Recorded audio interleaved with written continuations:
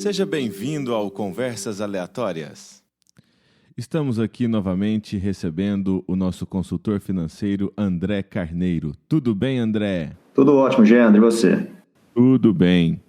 André, no nosso último episódio, a gente falou sobre planejamento financeiro. E aí, conversando com alguns ouvintes que entraram em contato, eles falaram o seguinte: tá bom, eu organizei minha planilha, fiz tudo o que eu precisava de fazer, tá tudo organizado agora. Qual que é o próximo passo? Eu acho que o próximo passo agora, Geandro, é a gente começar de fato a investir. Quando você fala em investir, para muitos vem simplesmente a ideia de guardar dinheiro. É diferente investir e guardar dinheiro? É diferente sim, Geandro. Tanto guardar dinheiro quanto investir, você pode ter um objetivo em mente. Mas o que vai diferenciar essas duas questões? Quando você guarda dinheiro, você pode simplesmente guardar esse dinheiro, por exemplo, debaixo do colchão, uma gaveta, enfim. Esse dinheiro ele não vai ter nenhum tipo de rentabilidade e, muito pelo contrário, ele vai perdendo valor de mercado porque ele vai sendo desvalorizado pela inflação. Então, ele vai ser corroído aí pela inflação. No caso de um investimento, você também tem um objetivo em mente, só que você tem uma série de outras questões. Você vai investir de acordo com o seu perfil. Esse investimento ele tem um risco que vai variar de investimento para investimento. Ele vai ter liquidez mais alta, uma liquidez mais baixa, e ele também vai ter uma rentabilidade mais alta, uma rentabilidade mais baixa. Então, claro que isso vai ser sempre de acordo com o perfil de cada cliente, né, de cada investidor, e o objetivo de cada um deles. Vamos entender aqui alguns termos, né? Rentabilidade, o que é isso? A rentabilidade é o lucro que o investimento ele vai te dar. Realmente quanto que ele rende ali mensalmente, anualmente, diariamente. Então ele é o que vai ser aí acrescido do montante inicial. E o risco? O risco, Geandro, a gente tem dois tipos. A gente tem um risco que é o que, na maior parte das vezes, trava as pessoas a começarem a investir, que é o risco de crédito, que é o risco de inadimplência, que é o risco de você, de fato, não receber aquele dinheiro que você fez de aporte. Então, exemplo, é o medo de você, sei lá, você compra uma CDB de um banco, você investe no tesouro, você compra uma ação de alguma empresa, e você tem medo de que aquela instituição ela venha quebrar e você não receber. Então, esse é um risco de inadimplência que todos os ativos têm esse risco. Alguns são um risco mais alto, outros têm um risco mais baixo, e em algumas dessas vezes ele também é protegido pelo Fundo Garantidor de Crédito, que a gente depois pode falar um pouquinho mais a respeito. O outro tipo de risco já é o risco de mercado, que é o risco de volatilidade. Então, por exemplo, você compra uma ação, por exemplo, da Petrobras. Então, essa ação ela vai subir, ela vai descer de acordo com situações, muitas das vezes, especulativas. E porque uma ação dessas vezes caiu muito, não quer dizer que o risco dela de crédito, o risco de inadimplência, tenha aumentado. É somente realmente um risco normal, pontual, referente à especulação, que é a volatilidade. E a liquidez? A liquidez é a rapidez, é a velocidade com que você tem acesso ao seu dinheiro. Por exemplo, se você tem uma poupança, você pode sacar o seu dinheiro a hora que você quiser. Se você tem, por exemplo, um investimento no tesouro, você vai ter um acesso D+1, que é você solicita o dinheiro num dia, no outro dia você tem acesso a esse dinheiro. E tem investimentos que você vai demorar aí 1 mês, 2 meses, 6 meses, 1 ano ou mais de 1 ano para você ter acesso a esse dinheiro, que são investimentos de menor liquidez. Esse risco, essa rentabilidade e a liquidez, tudo isso influencia também no rendimento que eu vou ter, né? Se eu tenho... Isso assim, é o que eu como leigo ouço, né? Se eu tenho maior risco, eu tenho maior rendimento. Se eu tenho menor rendimento, eu tenho menor risco. Isso a gente não pode generalizar tanto, Geandro, porque quando a gente fala de mercado financeiro, o mercado financeiro não é exato, ele não funciona em linha reta. A tendência, então a gente sempre vai trabalhar com tendência, a tendência é que um risco sistêmico um pouco mais alto tende a realmente ser mais rentável no longo prazo. Mas no curto prazo ele pode ter muitas oscilações. Agora a gente tem investimentos que muitas vezes vai ter rentabilidade baixa, risco alto, porque isso vai depender de várias características. Então, realmente é caso a caso, cada tipo de investimento tem que ser estudado ali caso a caso para saber isso aí ao certo. E por que investir? Investir, muitas pessoas me perguntam, muitos clientes aqui da Platinum me perguntam assim, André, ok, eu estou investindo, eu estou acumulando capital, mas e aí? Eu acumulei um dinheiro X daqui 10, 20, 30 anos. O que eu vou fazer com esse dinheiro? A gente investe com uma finalidade que é comprar tempo. Então a gente não investe para, beleza, eu juntei um capital tal e agora eu vou comprar um carro caro, vou comprar uma casa cara e vou fazer 10 viagens por ano. O investir não é para isso. A gente investe para a gente comprar tempo no sentido de que a gente vai ter mais tempo para fazer aquilo que a gente realmente gosta de fazer, ou para desenvolver algum projeto pessoal, ou para ter mais tempo de ficar com a família. Por exemplo, suponhamos que uma pessoa X, ela ganhe 5 mil por mês. Uhum.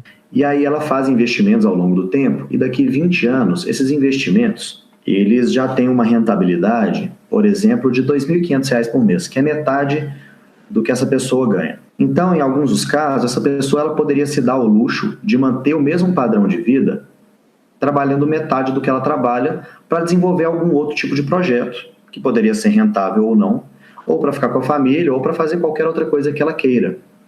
Então, a gente investe realmente para que a gente tenha liberdade financeira de fazer o que a gente quiser, não somente movido por dinheiro. Porque muitas das vezes a gente escolhe uma profissão, um cargo, pensando só no dinheiro.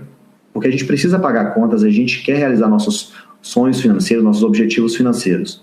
E quando você tem liberdade financeira, você já começa a tomar as suas atitudes pautadas em outros quesitos, que não somente o financeiro. Eu acho que o brasileiro em si, ele tem uma cultura de juntar dinheiro para alguma coisa. Não, eu preciso comprar um carro, então ele vai juntando dinheiro lá, vai colocando na poupança, ou seja lá qual for a forma, mas ele já tem um objetivo pronto, que é aquele bem, né? Preciso comprar um carro, vou comprar uma casa, vou comprar um terreno, isso daqui é para garantir a faculdade dos filhos, né? E esse raciocínio do tempo, eu acho que pouca gente tem ele assim tão claro, igual você está explicando agora. E André, por onde que a gente começa a investir? Eu acho que o princípio, André, é sempre a gente começar pela nossa reserva de emergência, que, como o próprio nome diz, é uma reserva que a gente precisa ter para situações emergenciais. Porque, Jean, você tem alguma dúvida que nós teremos imprevistos durante a nossa vida? Não tem dúvida nenhuma. Então a gente pode até falar que imprevistos, eles são previstos. A gente só não sabe de onde que vai vir, como que vai vir e qual a intensidade que virão esses imprevistos. Então a gente tem que ter uma reserva de emergência para exatamente utilizar em situações que a gente não conseguiu prever ali no nosso planejamento. Quanto que seria o ideal para uma reserva de emergência? A reserva de emergência ela vai variar muito de perfil para perfil, Jeandre. Porque, por exemplo, um servidor público ele tem algumas garantias que o seletista não tem e que muito menos um autônomo tem.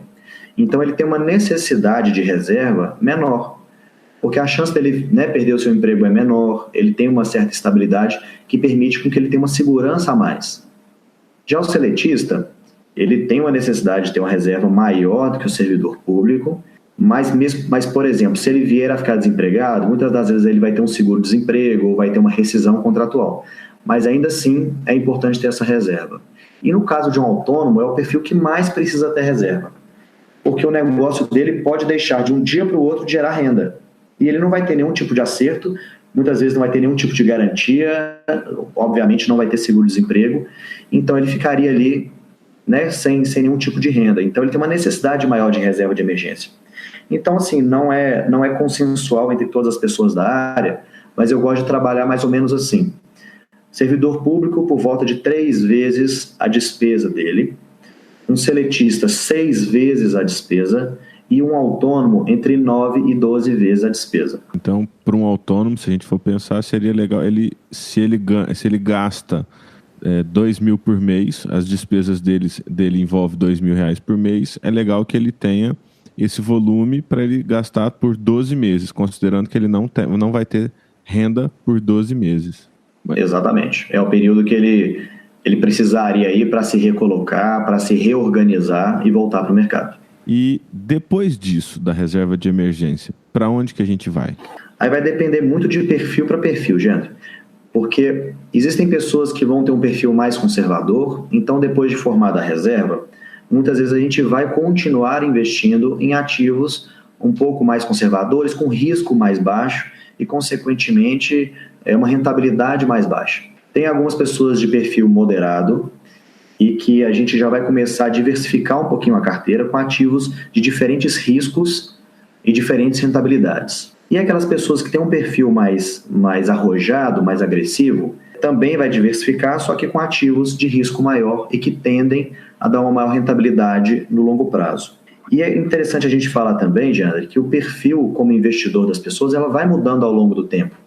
Muitas das vezes a gente começa conservador porque a gente realmente tem pouco domínio do mercado financeiro, ou às vezes não tem muito com quem conversar e estudou pouco a respeito.